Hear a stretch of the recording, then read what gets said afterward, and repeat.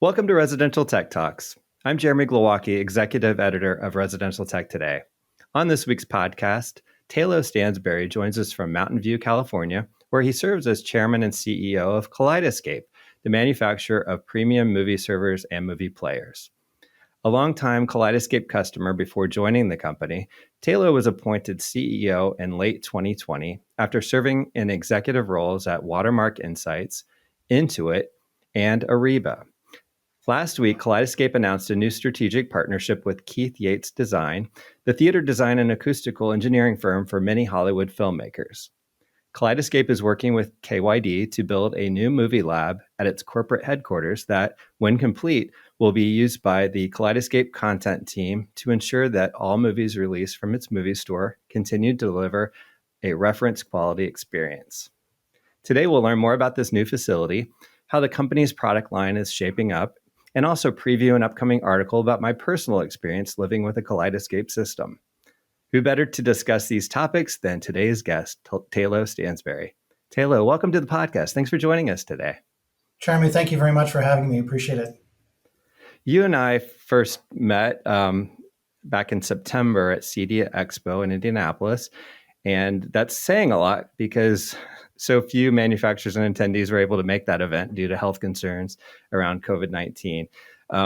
But since then, your company's been really busy with new hardware releases and marketing partnerships. And I'd like to dive into a lot of that detail. But for folks who haven't met you or heard your story, I'd like to kind of do a little more background on where you came from.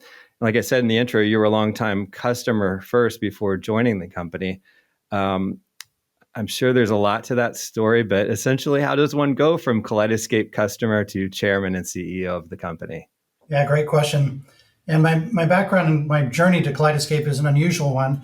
I'm not an entertainment tech guy by background. My background is in applied math and computer science. I grew up as an engineer at a number of different companies and then leading engineering and product at a number of companies, including some large ones. But I became a Kaleidescape customer in 2011 when my dealer told me that I really needed to try it out. And I was reluctant and I bought the sort of smallest one that I could. But we quickly fell in love with the device and it spread throughout our house and spread to a couple other houses. And we just loved the product. And the next stop in my journey with Kaleidescape was I happened to be on the board of directors of a couple boards that had people who were affiliated with movie studios that we didn't happen to have in the movie store at Kaleidescape. And I figured out who the CEO was and called him up and said, hey, can I help with some connections? And he said, absolutely. And we proceeded from there to get those movies into our collection. And then the next time was right around when COVID started. I called him up again and said, how's it going? And he said, well, I'm looking for investment. And I said, well, let me consider that. And I ended up investing in the company and joining the board, and then ultimately the then chairman asked me to become CEO. So that's my journey as a software guy coming to an entertainment tech company with a customer perspective, thinking about what are the ways in which the company had treated me as a customer that I liked and that I didn't like, and what kinds of changes would I want to make. Yeah, so that was definitely one of the thoughts I had for a question was what you kind of saw coming in as real strengths of the brand and the products, and where you saw an opportunity with your background, with your other tech roles, to kind of make an impact and help to make some changes when you took the reins there. Yeah, great question. I've always loved the product ever since I first reluctantly bought it and then fell in love with it. It's just been a great product to use. I love movies, and so that's part of it. And Kaleidescape is really the best way to view movies in your home. And but it's not a very well-known brand historically. And that feels like to me the biggest weakness is great product. Nobody knows about it. How do you fix that? And so the very first thing that I did when I joined the company was to hire a new CMO. And she's hired a great team and start working on marketing. And then we've also made a number of changes and upgrades in the sales team as well. So a ton of the focus has been in marketing and sales to promote the brand and create momentum there. At the same time, we hadn't released new product in some time. And so I thought it important that we should get some new products out the door. And we, in fact, got several out the door last year, some 6 new products. And that are mainly new servers of different capacities and sizes. And one of the changes we also made was to pivot towards an all server and player architecture for better performance and scalability. Because my journey with Kaleidescape as a customer was I joined and then as a customer and then wanted more storage. And then I wanted another player in another room in the house. And I wanted to have, it was important that the architecture was actually a scalable one that you could add to as your, passion with the platform grew. And some of the products that we had since put out were ones that did not scale well. And so that performance and scalability was something that I thought was really important. So we discontinued all-in-one products that were less performant and a move to the server and player products that are more performant, faster downloads, faster UI, and download while you play, and leads to a much better customer experience. And what we found with that is that customer engagement is 2 and 3 times higher with a new product line than it had been with the old. And why do you think the engagement is better? Because I do understand what you're saying. It's really great to have the hands-on experience now with the product, and it's been many years. I had an opportunity for hands-on way back in the early days, back when all the hardware was white plastic and really kind of had a distinct look to it. And now it's really a nice heavy-duty aluminum, I guess, material. When I got those products, I'm like, okay, these 2 things, what do they do? And then the server is one piece, and then the player is the other piece. And so, how do you kind of feel like the engagement then is improved because of that hardware architecture? I think it's primarily because of performance, right? The system is snappier. You can download movies while you're playing movies on several different stations around the house. It's really about performance. Yeah. I think it's also about scalability, because if you decide, hey, I've run out of space, I want to be able to have more movies at my fingertips to play when I want them, without worrying about network and download times and so forth, then it's just easier to scale up in server capacity with the current architecture. And it's also, you can add more players throughout your house, so that you can have different TVs throughout your house able to pick up where you left off and play something, or doing simultaneous playbacks at hitting the same server, and it has all the performance you need to do that. That makes sense now. I understand what you mean there, and just not having it locked down to just in your theater or a certain room or whatever it is, and Got it. Yeah. being able to continue that experience throughout. And I have experienced that where you just tell which player you're on and go from there in the app. So it's really easy. So you mentioned your VP of marketing, and that's Norma Garcia Muro. Yes. And I mean, her credentials alone are worth a podcast conversation. You kind of soft sold how she came in there. I think that the fact that she is from the entertainment side, I think, is pretty pivotal there to maybe balance out your strictly tech side. Give us a little bit of a background on what she's done and accomplished, and how she's kind of affecting your engagement there with the film community. So she had various marketing roles from Paramount and Lucasfilm and THX and Dolby. So she's got deep experience in the industry, and she's brought in a number of people with whom she'd worked in the past, who have really strengthened our team, and I think elevated our brand with dealers, with customers, and with partners. And I'll say that one of the things that she and her team have done is initiated partnerships with a number of complementary manufacturers and service providers. You mentioned Keith Yates Design is the one we've most recently announced. They've been a great partner. Nearly every theater they spec is with a Kaleidescape.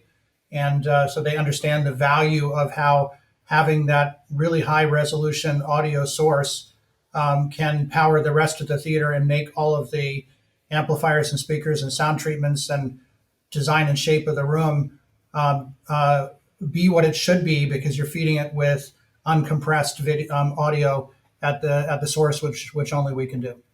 And we've had a number of other partners that we've announced over time, including Sony for projectors and displays. They've been a fantastic partner. Meyer Sound, Trinoff, Sonique for furniture. So a number of complementary vendors that we're working with to put together, great go-to-market packages and whom we think are the best of each of their breeds. Yeah, so dive a little bit deeper into what those marketing partnerships accomplish then in terms of, I guess, the opportunity to provide a package then with Kaleidescape and the other partner brands. Is that how it works? I see it from the publishing side where it's a story to tell each time one of these partnerships is announced. But as far as what maybe the consumer side of it looks like or the dealer side of it looks like, how could maybe sort of explain that a little bit more? Well, sure. Well, one we have is Lutron. One of the things that Kaleidescape players will do is integrate with lighting and shading and screen masking and various other aspects of the sort of theater ambiance. We did work with Lutron over the course of this last summer and fall to introduce direct integration to their shading and their lighting so that when you hit play on the Kaleidescape player, it will close the shades, bring down the lighting very gently, and then it knows about things like intermissions, when the titles are starting to play, the credits at the end of the movie. It knows about Easter eggs in the middle of credits. And so when it gets to the right stage, like at the end of the Easter egg, then it'll start bringing the lighting back up gently to bring you back into the real world after the movie. And so this is all automatic.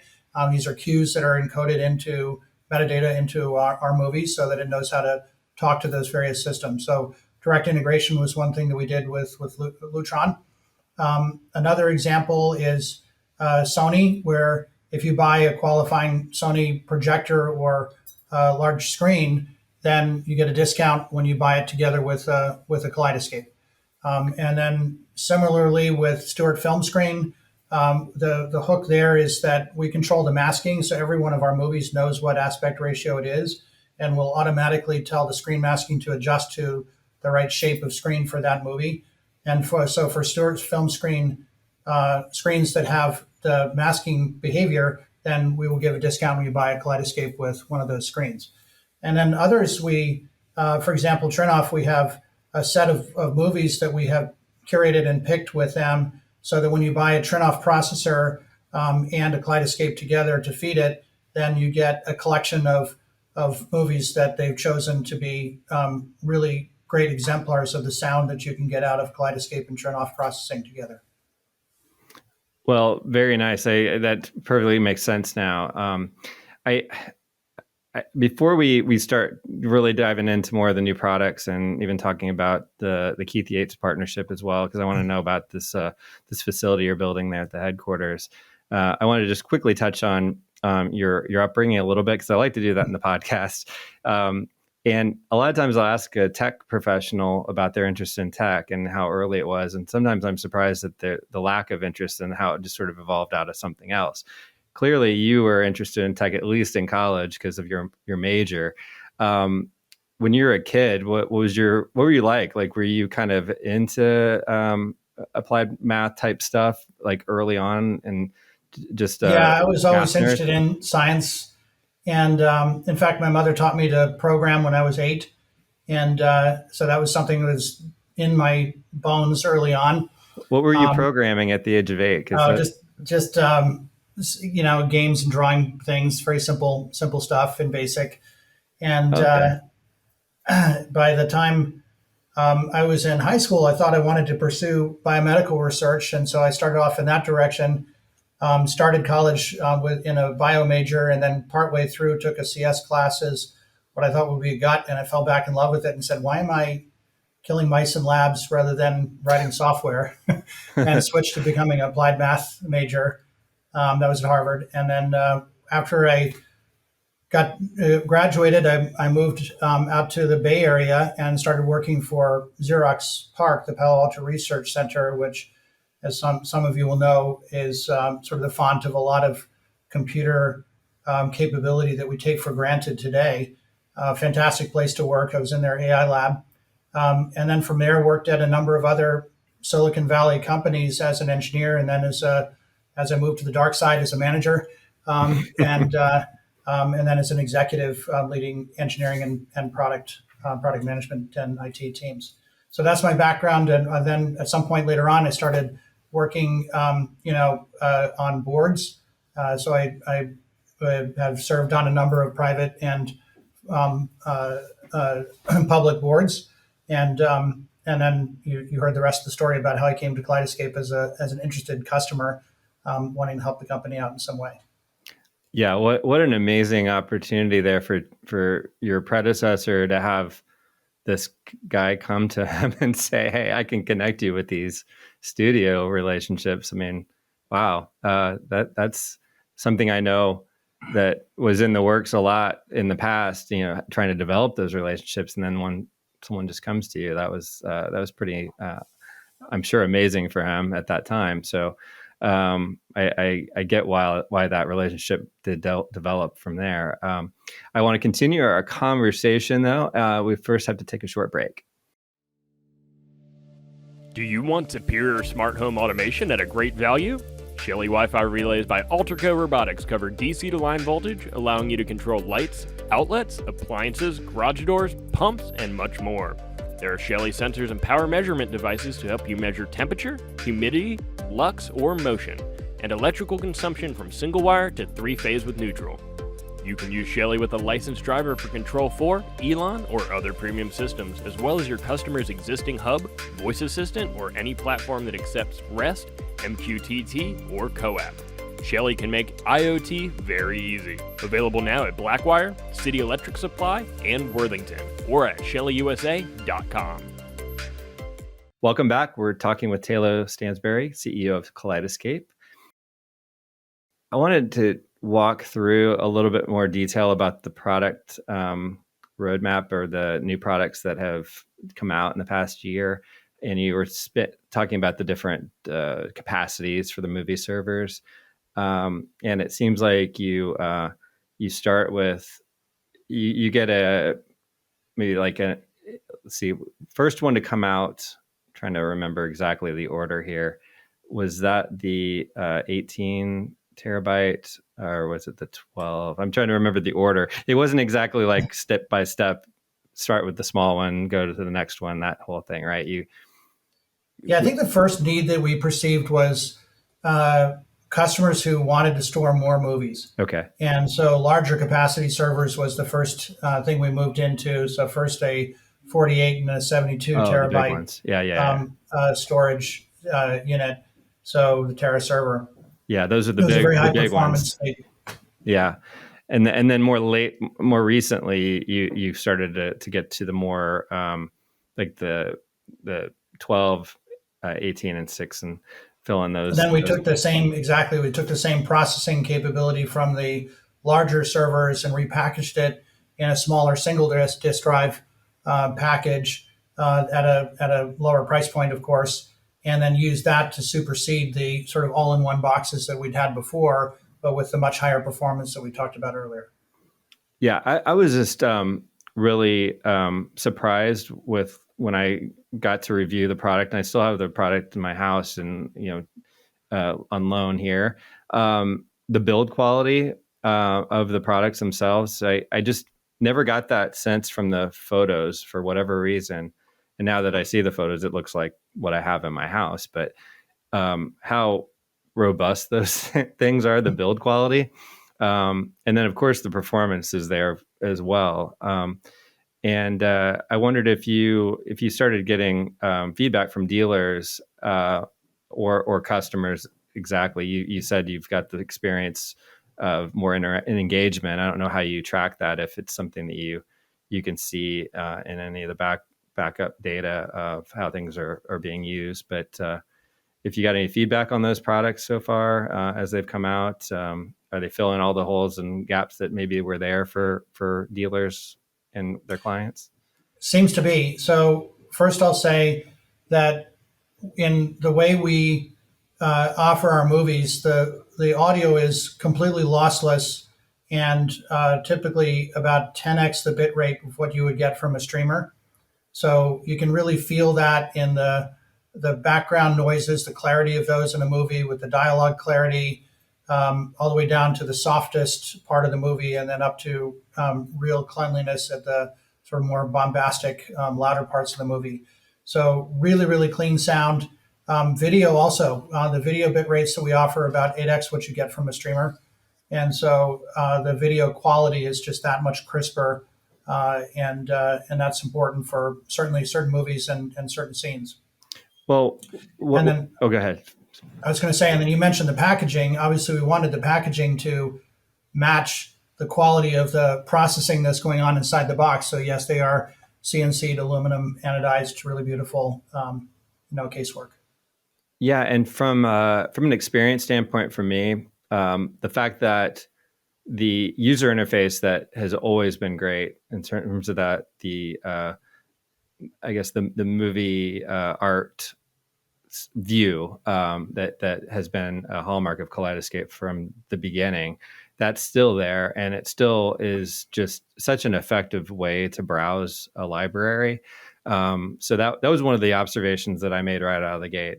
There's of course a list view that you can go to if that's your preference, but so I enjoyed that. What you get as a review model is sort of a preset number of titles there, enough to have fun with. And for whatever reason, I guess I was first drawn to the music concert videos. I guess that's just one of those easier things to kind of dive into. You find a song to watch and do that. But that playback experience to me is still just such a great piece that is something you can't replicate with the streaming services. You can't go just to a scene so easily and find something to watch that you just want to show off your system, or you want to just enjoy a favorite part of a movie. So I'm sure that's just been a very important feature to keep as you have evolved the brand and the technology as you go there. Yeah, I think that beauty and simplicity of the user experience was very important to Michael Malcolm, our founder, and it's something that I also agree is super important. And so our desire is to keep the user experience to be one that is natural, beautiful, simple, and free from accretion of extra bells and whistles that would make it ultimately more confusing for new users to access. Yeah, and for those who, a lot of our audience will have had an experience with Kaleidescape, but for those who don't, that view that I was talking about, you got the artwork all on the screen, but as you select one, if you're on there long enough, that will populate around it with similar titles, or titles that have a connection of some sort. You can turn off that feature if you don't want it, I guess. So, but I particularly liked it. It's like if I wanted to stop on the Adele concert, then all of the other concerts that are in the library kind of surround it. So I got kind of addicted to that for a minute. Oh, for sure. That's the iconic view for Kaleidescape, and that similarity matching algorithm to arrange movies together that are in some ways related turns out to be a very useful way to sort of find your next movie to watch. Yeah, and there's a lot that goes on behind the scenes there at Kaleidescape. I know over the years, the story of all the work that's being done to make sure those movies are at the quality that you want. So you talk about this Keith Yates partnership, and he's helping to build the movie lab there at your headquarters. Can you tell us a little bit more about what that space is all about? Sure. So I mentioned that we're maniacal about the quality and the robustness of the movies that we publish at much higher bit rates for audio and video than any of the streaming people, and that it also has these metadata cues to help control your theater lighting, shading, masking, etc. That work is all done by a team that we have here in Mountain View, and they, for every movie that we get from the studios in their mezzanine formats that they then encode in the format that our players will consume, they watch every frame of those movies to make sure that they come across clean, that there aren't subtitle issues, aren't channel mix-ups, there aren't any audio glitches or any video glitches. And there are sometimes. And they do detect those, and then we will either fix those ourselves or go back to the studio and ask for a deeper fix. And so all of those movies do get reviewed, and we have some 14,000 movies in our movie store. And we have 700 movies, for example, in 4K that you cannot get on 4K Blu-ray discs. So it's a very rich library from some 50 odd different movie studios.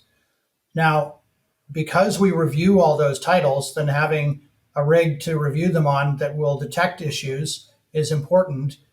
We do have various different review stations, and then one theater that we use primarily for the blockbuster movie reviews. And that's the theater that we're upgrading with a Keith Yates Design, which I'm super excited about. It's just gorgeous. So you just need a space that can kind of be that premium space that you would have in a home theater in a really nice house, right? That's kind of what you're trying to replicate. Exactly. And the sight and sound is what it's about. It's not about aesthetics of the theater space itself. Yeah. So it looks like a machine. All of the speakers are exposed, all the wiring is exposed, all the sound treatments in the walls are completely exposed. So you can see what is the work that's going on in the room to make it sound and look just awesome.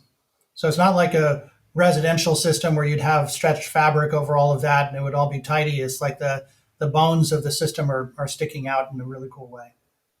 Well, one of my other favorite parts of my experience so far with my review is the ability to create your own scenes. And I was a little... And I was unaware of that initially. And then I met up with Andre Floyd, who is your director of technical marketing at the ASION conference. And he was asking me how the review was going. And I said, well, I love it. I enjoy the scene so much and the playback of the concert footage and different songs. But, this is me being a reviewer, not as a normal viewer where I'm just going to sit and watch movies all day long. But I said, I wish there were more scenes. And he said, well, yeah, you can make scenes wherever you want. So that became my new addiction.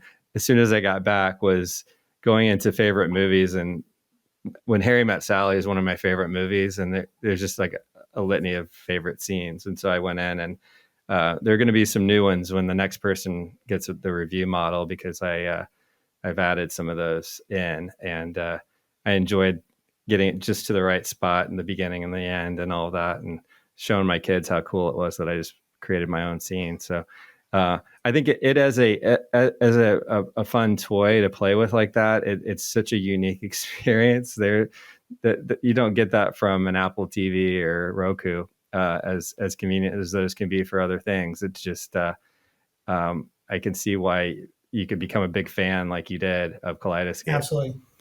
Most of the movies that we publish, we do mark a number of scenes that we believe are iconic or representative of the movie, so you can jump to a favorite scene and watch it again. But as you say, then if you've got your own favorite scene that we didn't happen to pick up, you can make any number of your own, and then stitch them together into a script and do all kinds of fun things. Another unheralded part of the Kaleidescape experience that I didn't honestly realize was the app, and the design of the app, and how simple it is.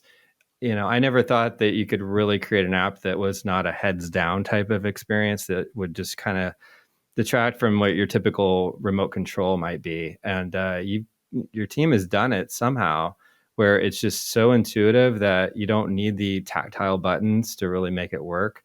You're right in there. I mean, every now and then your thumb might get a little lazy and miss the mark or something, but I think that's a huge accomplishment as well, to just have an app that works with controlling the device. As Andre was telling me, the original idea was to sort of work with finding the movie on the app and then basically present it to the TV, or I'm not saying it right, but that changed, where all of the content is on the screen and the app is really just a controller. I think it works really well. Yeah, I think it does. And it also means that the rest of the people who are in the room with you can be engaged in the process of choosing. So that's been an important principle from the beginning. So thank you. Very, very good. And so to wrap up, I just wondered now that you're well into your role there at Kaleidescape and you're still a customer, how's that changed the customer experience for you? Are you at your own home theater sometimes and go, yeah, I really kind of wish we did this, and then you can go back and actually implement change. How's that working out for you? Oh, sure. There's a little bit of that, and there's also a sense of where the product line ought to go over the course of time, and what future innovation we want to drive. And so we've got a number of really cool things in the pipeline that I'm excited to bring out to market soon. Well, great. We'll continue to watch that and report on it. And I will put a link to my review, which isn't done yet. This is my motivation to get it done, is having to mention it in a public forum. We procrastinate on these things. So I will put a link to the review in the show notes for this podcast. And Tayloe, best of luck for the remainder of the year. I look forward to the updates for the product. Thanks for the time today. Thank you. Really appreciate it. Tayloe Stansbury is chairman and CEO of Kaleidescape. You can learn more about the brand at kaleidescape.com. And that wraps up today's show. If you're new to Residential Tech Talks, please subscribe to the weekly podcast on your preferred platform and consider rating and reviewing us on Apple Podcasts or Spotify.